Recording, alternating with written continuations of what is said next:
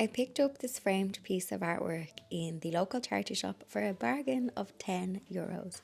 But as you can see, there's a little bit of damage to the frame. I'm going to use some of my trusty DIY wood cleaner to clean it up, and then I'm going to patch repair with some filler some of the nicks in the frame. Earlier in spring, I thrifted a secondhand antique writing desk, and you guys did your internet digging and you found out how much it was worth, where it was from. So I wonder, is it possible to do the same with this painting? You'll see in a couple of slides ahead, I don't have anything on the back of this, so it looks like it's being professionally framed. This could just be someone's piece of art that they got framed and then they passed it on to a charity shop. I love the story that you make up with old pieces. There is a signature on the bottom left hand corner. There's no stamps or anything on the back, not even from the person who possibly framed it. It's definitely an oil painting, and I just love the combination of the frame and the painting itself. I'm using lemon juice and white vinegar 50-50 solution to clean the wood. I would have used lemon and olive oil, but I ran out of olive oil. I won't be using this solution to clean the actual painting. One of my guilty pleasures is watching paint restoration videos before I go to bed. So I'll only be using this solution on the wood frame. And when it comes to cleaning the painting itself, I'm just going to wipe it down with a lint-free cloth. If you use water or detergent to clean paintings, which I've seen some people do, that can actually get under or get into the painting and cause cracking underneath. So I am not going to do any professional jobs at cleaning the painting itself. So I'm just simply going to wipe it down. Thankfully, the painting looks like it's in good condition.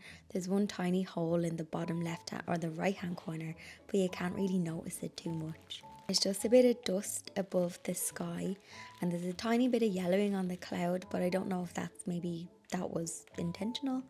It doesn't look like it's been damaged by tobacco or smoke, which is good. So I think this is going to scrub up really nicely.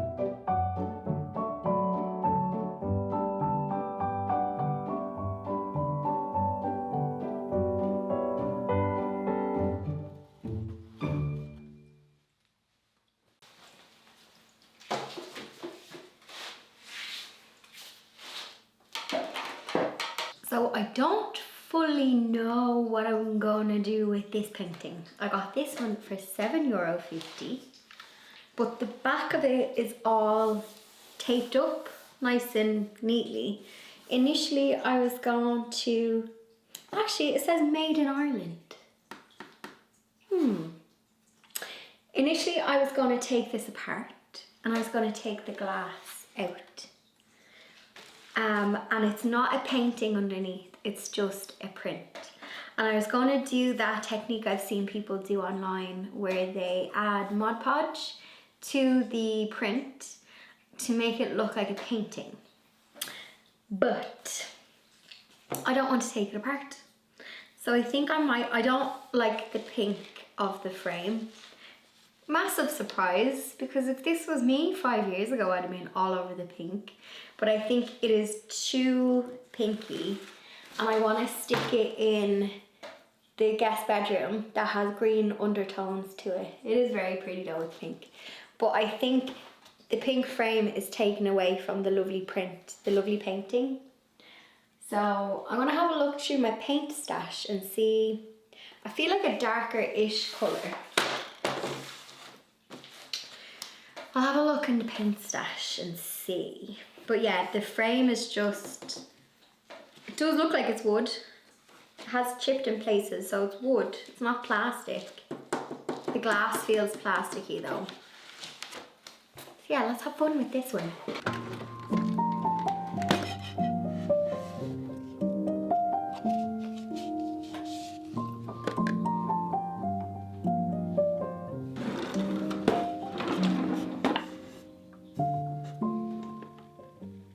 So like the other picture frame, I'm giving the wood a good clean before I give it a coat of paint. Now if this was a piece of furniture, I would sand, prime, obviously clean. But when it's picture frames, I just clean it and lash it on. And when it comes to smaller things like this, you can use tester pots, so you can use whatever you have in your stash. I'm using the same solution that I used on the first piece to clean this. I got this painting even cheaper. This was €7.50 and I just love the print of the two ladies in the garden. I just thought it was very French shabby chic looking. But I decided to go, I had a tester pot of Farrow and Ball Vert de Terre. I love this colour. I seen it in someone's kitchen on the actual cabinets and I had got a tester pot thinking, ooh, that might be nice in mine. But my house is much smaller, so it looked awful. when I did a tester on the cabinets. It was a couple of years ago, but I can get my vert de terre fix, but just on a picture frame. So I'm going to give it 2 coats of paint and then I'll seal it with some wax.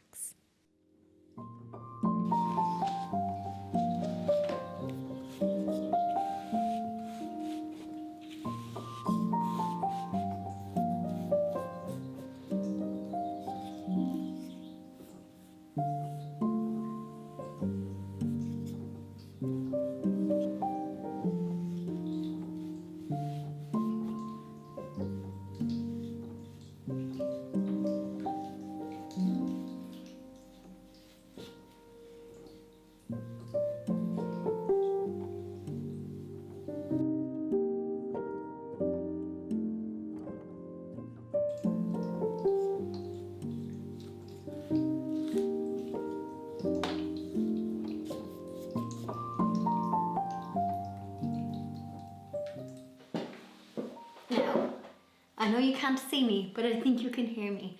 I'm putting the second coat on this and I'll have to leave it dry. I really should put a bobbin in my hair too. But while this picture frame is drying, and I think I have some white wax in my stash to go over this. I feel like this is giving French vibes. And I'm using Vert de Terre by Farron Ball, which I believe that is French. In a previous video, I wouldn't say I got in trouble, but if you remember, I painted the beehive and I used an olive colour, and I said that the paint can was in Spanish. Well, a couple of you politely told me that was not Spanish. That was indeed French. So apologies for that. So what I want to do is, while this is drying, there is the gardens close by. There is a roundabout. For anyone in overseas, yous have roundabouts, but we've a lot of them in Europe. I think yous have traffic light junctions in other places, but we have roundabouts. Anyone who has visited Ireland, they come in a wide range of shapes and sizes. You can drive over some of them as well. But anyway, I digress. There's one full of tulips. I don't know if I'll get a shot of that because it's busy, but that reminded me to visit the gardens, the walled gardens that are not too far from me, to see if there are tulips and bulbs, because I visited there in January and the guy who worked there was like, we've planted loads of bulbs. So he was like, come back when there is bulbs. So I think I'm gonna take my camera and we can have a little walk around, because your girl needs a tea break from being stuck in this kitchen.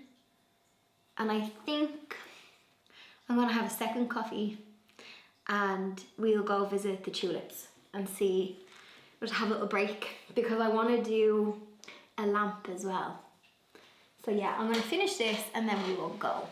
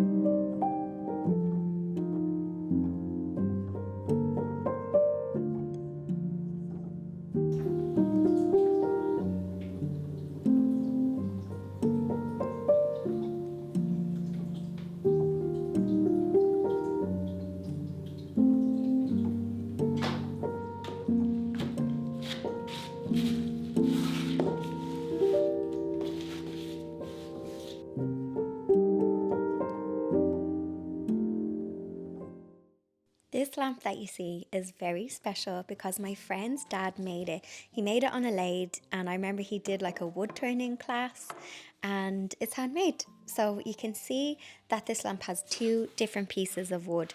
So the body, I suppose you could call it, I actually don't know what wood it is, but I know that the base is, I think maybe pine. It's a bit lighter.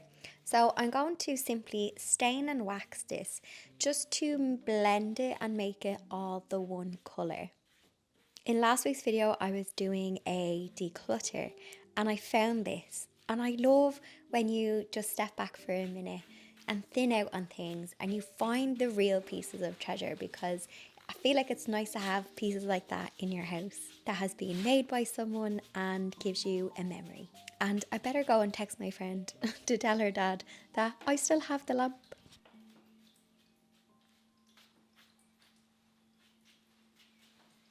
Now, some of you might remember last week's video, I found a lampshade kit in here. But this is like 30 centimeter pendant lampshade. But I do like a covering size 970 millimeters by 255.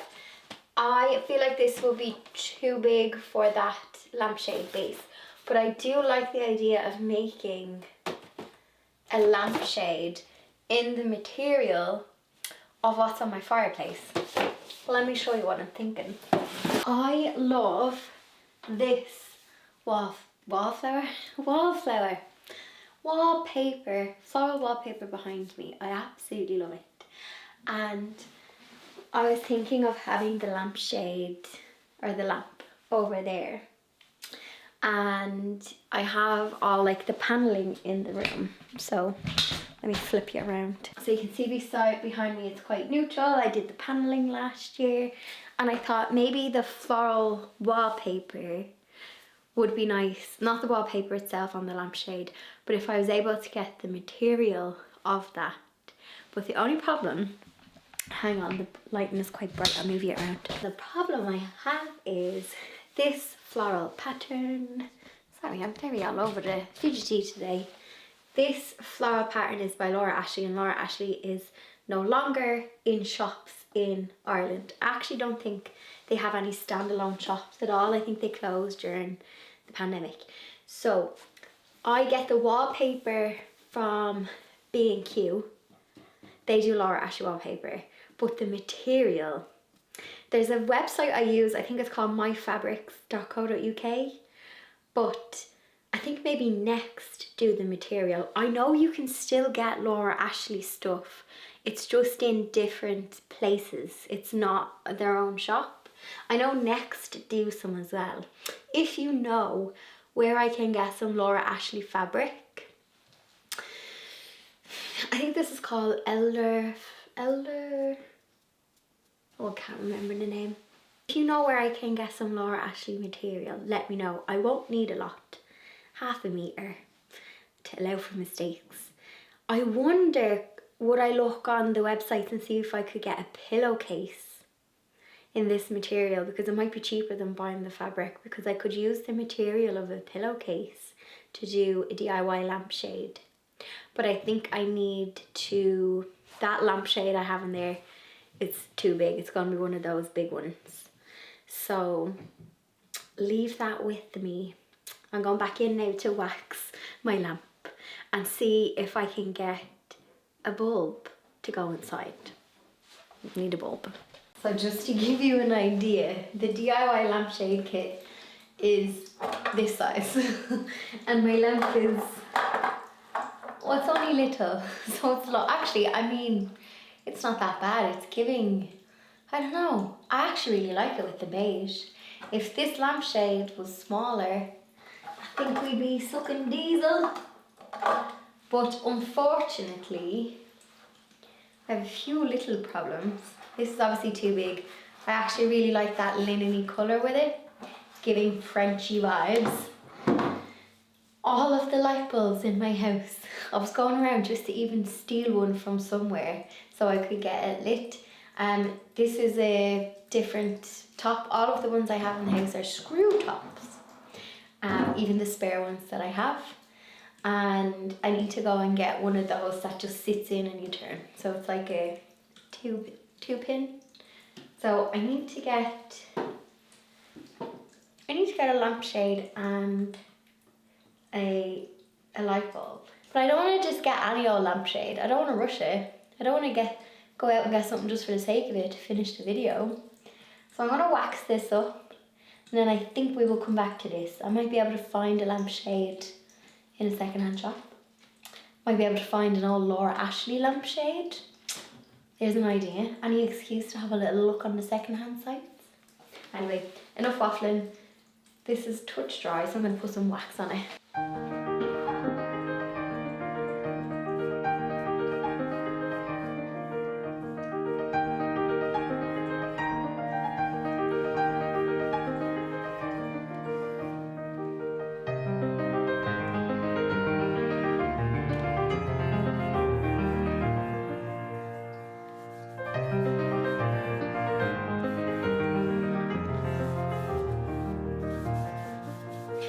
Voila!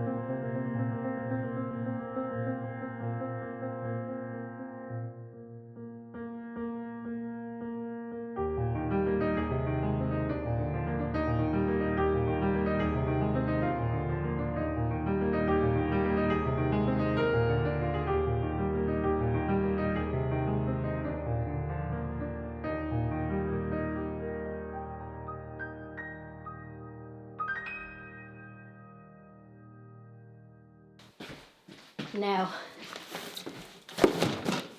I have a little present. Guess what's in the box? It's all kicking off now. So I have just received a very small shipment, very small, of the book. So if you place a pre-order with Easons, as you're watching this, it's signed. Because I'm visiting the warehouse on Monday. So this video is going up on the Thursday, so the Monday just gone. I'm in the warehouse to sign all of the Eason's copy, and I have a few here. Quite heavy. I got the extra, what was it, 12 pages I got into the book. You can feel it in the weight. These are my copies for friends and family to give away. I will do a giveaway, but we have to do a secret like the last time because of the scammers. You know, the scammers who are like, click this link, send me money, pay for the delivery and all that. So I think I'll wait until nearer the time of release date. So it's on shelves in Ireland 9th of May, but if you place a pre-order, they get shipped out a couple of days beforehand. So you should receive your pre-order the Monday or the Tuesday. And then if you're overseas, it takes like 5 to 7 days. So you should get it the following week. And a little update for if you are overseas and you buy from like your local seller overseas, so like Barnes & Noble, they will have copies I think in July. So I think that is the Canada, US, Australia release date. New Zealand, anything that's kind of rest of the world that's not UK or Ireland, but it's here. It's here. Feels a bit meatier than the last one, the first book. I think it's because I did push for the extra pages. I have decided as well to sign on this yellow page on the inside because I know some authors will sign, like I could sign here, but I don't want to deface the pictures. Some people might sign here, but I don't want to, like there's lots of lovely, I don't know, text and stuff. So I think I'm going to sign on the yellow on the inside with a black Sharpie because I have a lot to sign on Monday in the warehouse. So that is where your signature will be on the inside as soon as you open it, because I don't want to deface it. She is here, and it's after flying in, and I haven't seen like a copy. I had the PDF of the book, but I haven't seen the actual copy. And there was a couple of things. First of all, I love how all of the photography is looking in the book. I'm really pleased with the quality of the paper. So I feel like there's little things like that that I didn't kind of acknowledge the first time around with the book. So something I asked this time is, I don't know if you can tell, it's quite subtle, but I asked for some of the photography to be bled out on the sides. Hang on, what's wrong, Bjog? I'm up here. I asked for some of the photography to be bled out, so no border around it, like little things like that. And I just was, obviously to create a good book, you should read good books. So I find when I look at books now, I'm looking at lovely layouts and like how there's pictures and stuff laid out. So really, really pleased with this. And if you've placed your order, it will be with you very, very soon. Thank you for the patience, because I feel like with books, there's such a long wait. Like, I think I announced this in January, and I'm like, I wouldn't wait that long for a book. But I probably would. I waited for Monty Don's. So if you have been patient and placed the pre-order, thanks. Also, all of Ethan's copies that they place an order with the publisher will be signed pretty much until it kind of sells out with Ethan's. But one thing I will stress is, once all the signed copies are gone this time, they're gone. I am trying to get some signed copies of the first book for like in my publisher's warehouse, but again, there'll be limited copies, probably like 50 or 60 copies, which isn't many. So I'll share links to that next week if I have them, or on good old Instagram. I'm going to end it there, and I will see you in the next video. And if you place a pre-order, thanks so much. I'll leave the details. So just Eason's guaranteed signed copies. Anywhere else I can't guarantee them, but Eason's I can, because I'm going to physically sign. I just know how much people love a signed copy, and me personally, I love when I get a signed copy of a book, because it just feels a little extra special. So, and I know you guys have been looking for them. So hang on, Miss Buggy, how are ya? No more peeing in the bed from Miss Buggy. Thank God, the shower curtain trick seemed to have worked. Anyway, I'll see you in the next one.